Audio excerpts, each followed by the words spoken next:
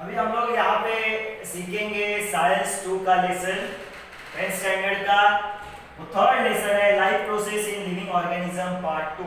इससे पहले हम लोगों ने life process in living organism part 1 सीखा।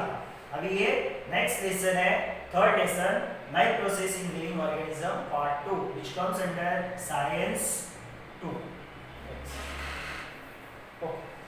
ऑल दोस लाइफ प्रोसेस, कौन कौन सा लाइफ प्रोसेस होता है जो किसी भी लिविंग ऑर्गेनिज्म के अंदर होता है? क्या होता है? न्यूट्रिशन होता है, रेस्पिरेशन होता है, एक्सक्रीशन यानी वेस्ट ऑर्गन बाहर वेस्ट मटेरियल बाहर जाता है, उसको बोलते हैं excretion. Sensation, response, okay.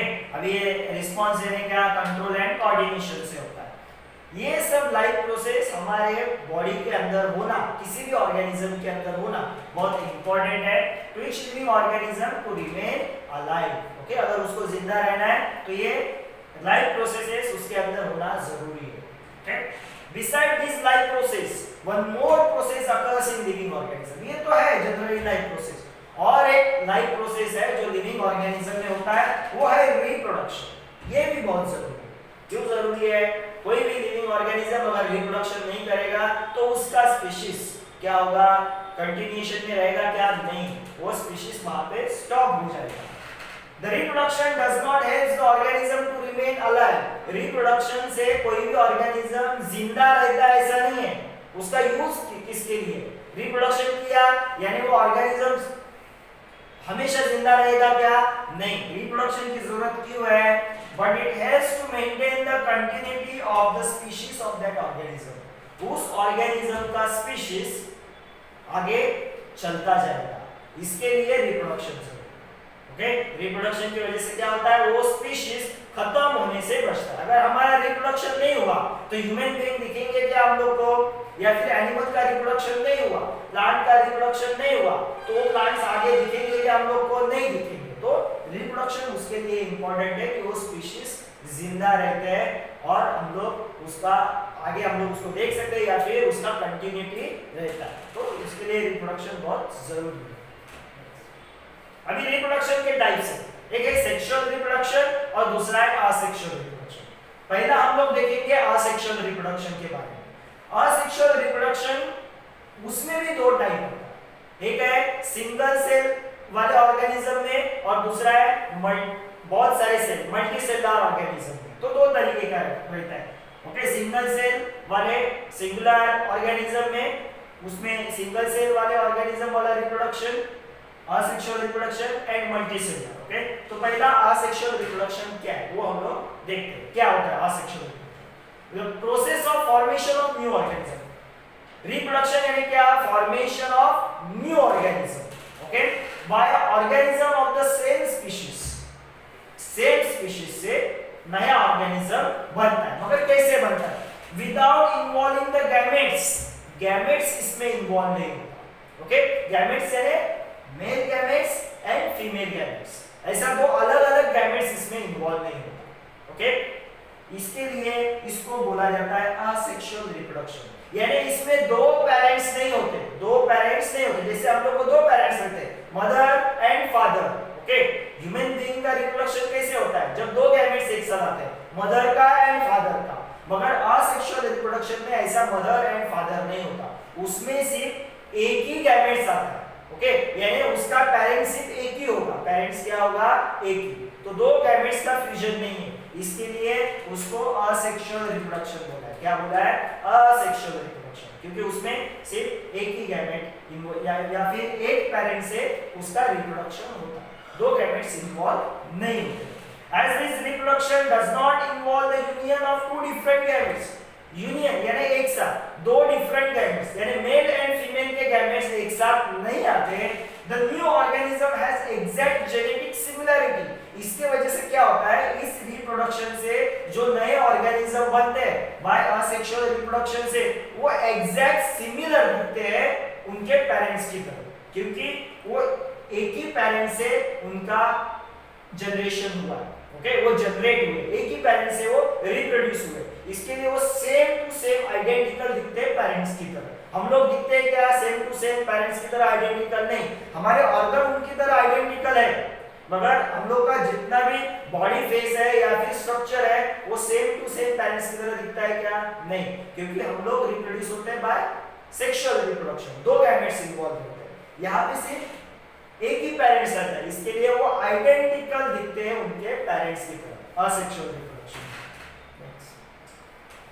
This is uniparental reproduction. Okay, इसमें एक ही पेरेंट इन्वॉल्व रहता है, इसके लिए इसको बोला है uniparental. Uni means one and it occurs by mitotic cell division। Mitosis हम लोगों ने देखा है, एक सेल का दो सेल बनता है, दो सेल का और डुप्लीकेट हो जाएगा, उसका और डुप्लीकेट हो जाएगा, तो वो माइटोसिस से बनता है। किससे? ये सेल डिवीजन किससे होता है? असेक्सुअल रिप्रोडक्शन किससे होता है? Mitotic cell division. ओके, कोई भी लिविंग ऑर्गेनिज्म उसके अंदर सेल होता है, सेल बढ़ेगा तो ही वो लिविंग ऑर्गेनिज्म बनेगा, तो उनके अंदर का cell division mitotic cell division यानी माइटोसिस से होता है।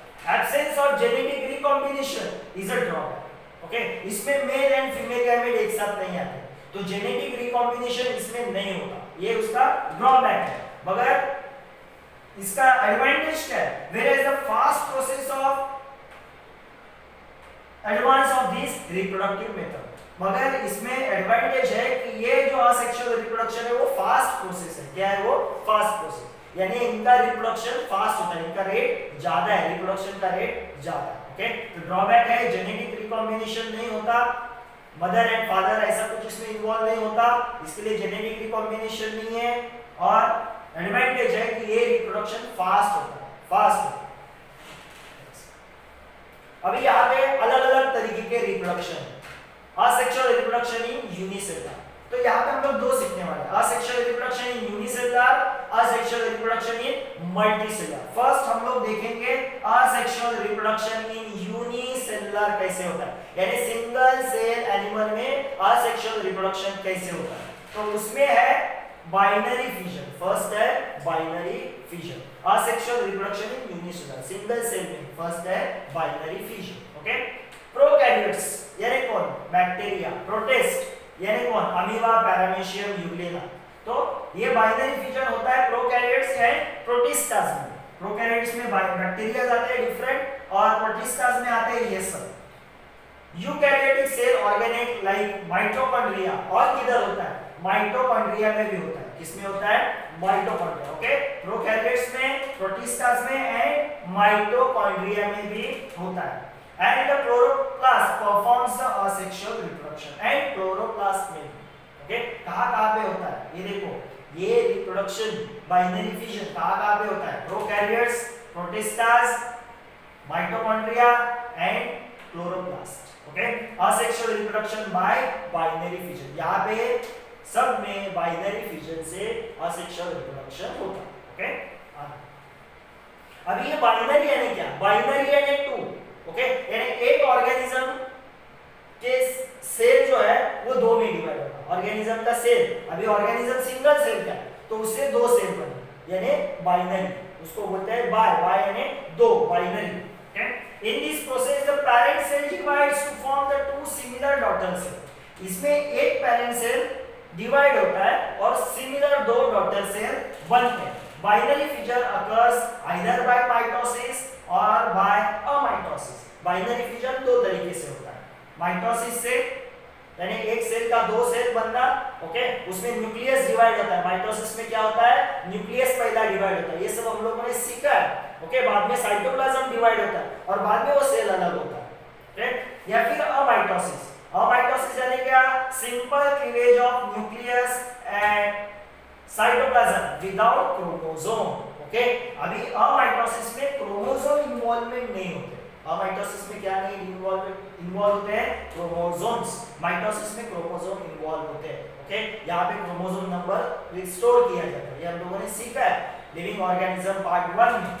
अमाइटोसिस यानी सिंपल क्लीवेज यानी ब्रेक होना, किसका ब्रेक होना? न्यूक्लियस एंड साइटोप्लाज्म अलग होता है, मगर इसमें क्या इन्वॉल्व नहीं रहते? क्रोमोसोम्स इन्वॉल्व नहीं रहते, उसको बोला गया है अमाइटोसिस।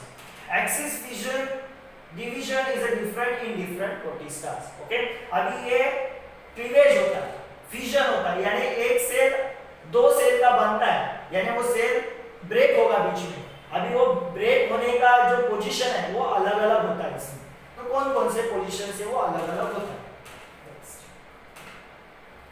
Example, amoeba divides in any plane due to the lack of specific shape. Amoeba का शेप ऐसा कुछ स्पेसिफिक नहीं है, कैसा भी शेप, ओके, उसका हम लोग शेप ऐसा भी निकाल सकते हैं। ये हो गया, ये अमीबा हो गया, ओके, ये भी अमीबा हो गया। कौन से भी शेप का, अमीबा का शेप ऐसा कुछ रेगुलर शेप ऐसा नहीं है, कुछ भी शेप उसका होता है इरेगुलर शेप का है, ओके, वो होता है amoeba, okay. Due to the lack of specific shape hence it as a simple binary fission। तो अमीबा का जो फिजन होता है वो क्या होता है, सिंपल बाइनरी फिजन, यानी एक अमीबा का दो अमीबा बनेगा, वो कैसे भी ब्रेक होगा और दो अमीबा बनाएगा, ओके।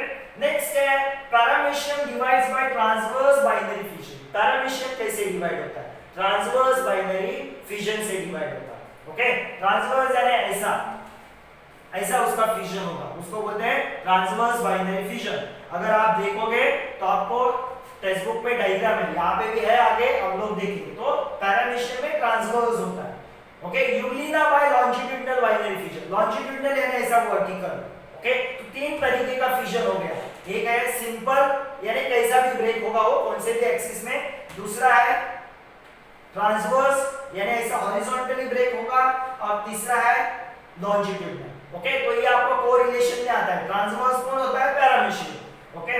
नेक्स्ट लॉन्जिट्यूडिनल किसमें होता है, यूग्लिना में। ऐसे कोरिलेशन में क्वेश्चन आता है, तो आपको ये पता होना चाहिए कौन कैसे किसका फिजन होता है। Binary fission is usually perform in the living organism during the favourable condition.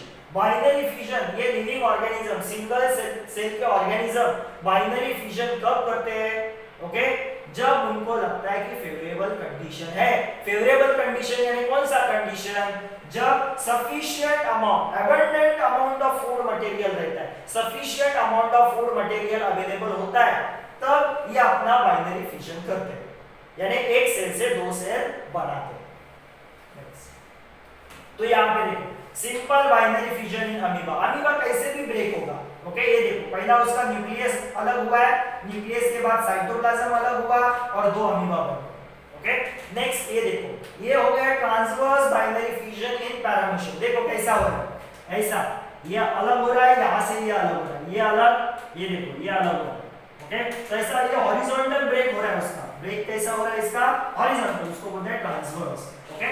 Next है लॉन्जिट्यूडिनल बाइनरी फिजन इन यूग्लिना। यूग्लिना में देखो ये ऐसा यूग्लिना है, ओके। देखो ऐसा वर्टिकली, ये देखो वर्टिकली ऐसा वो अलग हो रहा है, वर्टिकली अलग हो रहा है, ये देखो दो बन गए, तो उसको बोलते हैं लॉन्जिट्यूडिनल। ट्रांसवर्स हॉरिजॉन्टल, अमीबा में कैसा भी होगा, ओके, कैसे भी तो ब्रेक होगा। Next, okay. तो यहाँ पे हम लोग देखेंगे कि ये अमीबा जो है वो कैसे ब्रेक होता है, अमीबा कैसे ब्रेक होता है।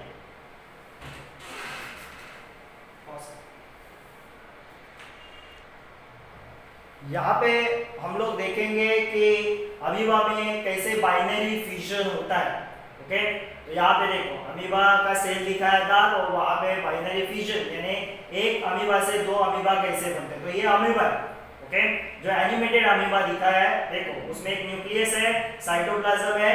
अभी देखो फर्स्ट डिवाइड हुआ, क्या डिवाइड हुआ, न्यूक्लियस उसी सेल में डिवाइड हो रहा है। देखो कैसे डिवाइड हुआ है, ये देखो अभी यहाँ पे दो न्यूक्लियस बन गए। अभी धीरे धीरे क्या होता है, साइटोप्लाज्म भी डिवाइड होता है और धीरे धीरे वो स्ट्रेच होता जाता है और यहाँ पे वो ब्रेक हो गया।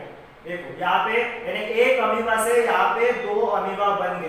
देखो अभी ये कंप्लीटली दो डॉटर अमीबा, एक पेरेंट से दो अमीबा, तो ये आइडेंटिकल दिखता है उसके पेरेंट्स की तरह, बिकॉज ये सिंगल पेरेंट से बनता है, ओके। तो यहाँ पे ये अमीबा का हम लोगों ने फिजन देखा।